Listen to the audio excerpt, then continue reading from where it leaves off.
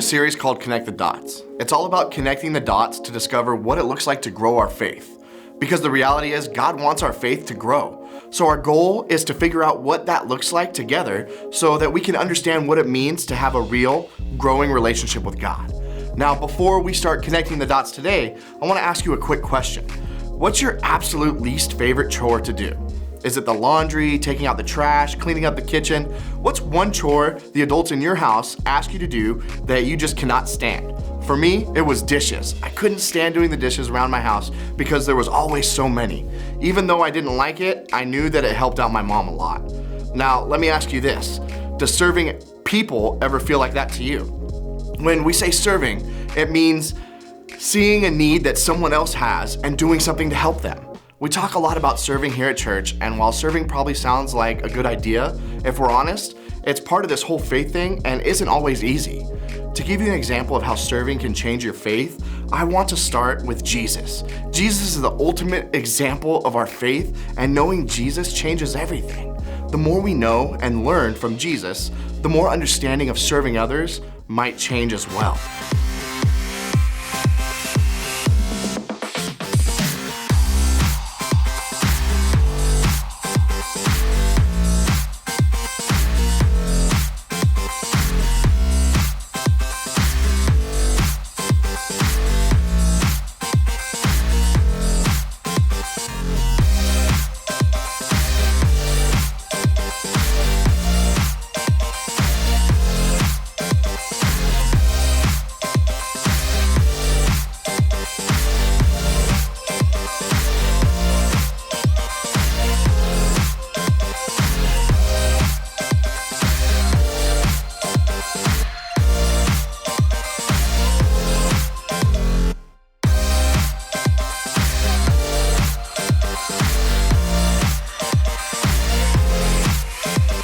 We find Jesus doing what he often did, teaching lots and lots of people. See, Jesus had been traveling, speaking, and healing people, which means everybody was talking about him. Jesus was the guy everybody wanted to be around all the time.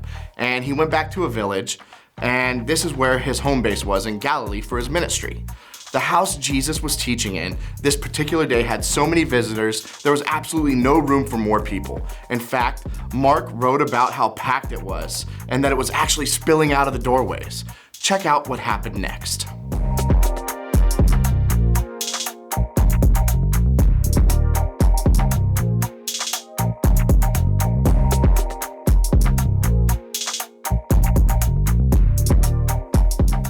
Wait, what? 4 random dudes dug a hole in the roof of the place where Jesus was teaching and dropped their friend through it. Who does something like that? Can you imagine this happening in your own home?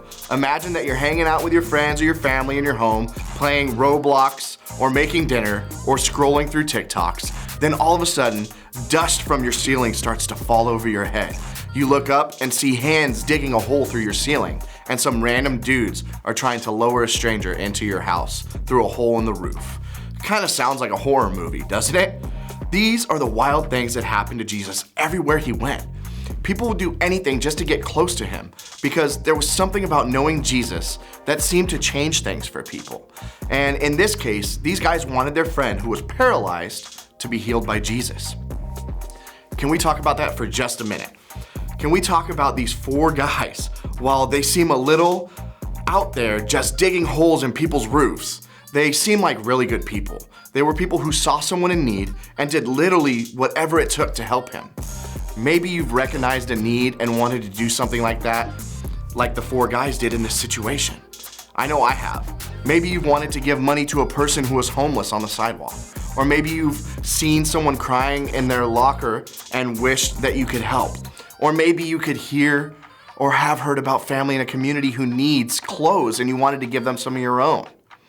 You saw a need and you felt like God maybe was asking you to step up and help. When you sense someone that is in need and you want to do something to help, that's called compassion.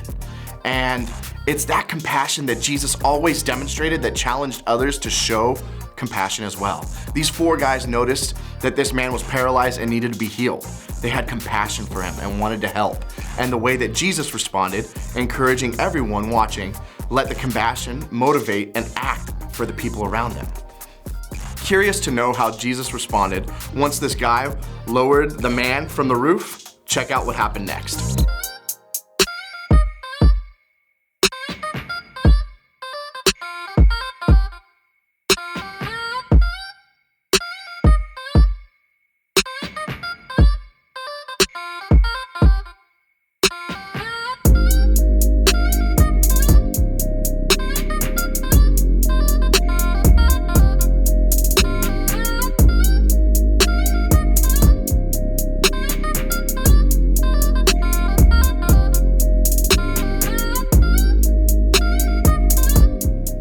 Now, if I had been one of the 4 guys who dug a hole in that mud roof and lowered a paralyzed guy down, I'm not sure I'd really believe he could be healed.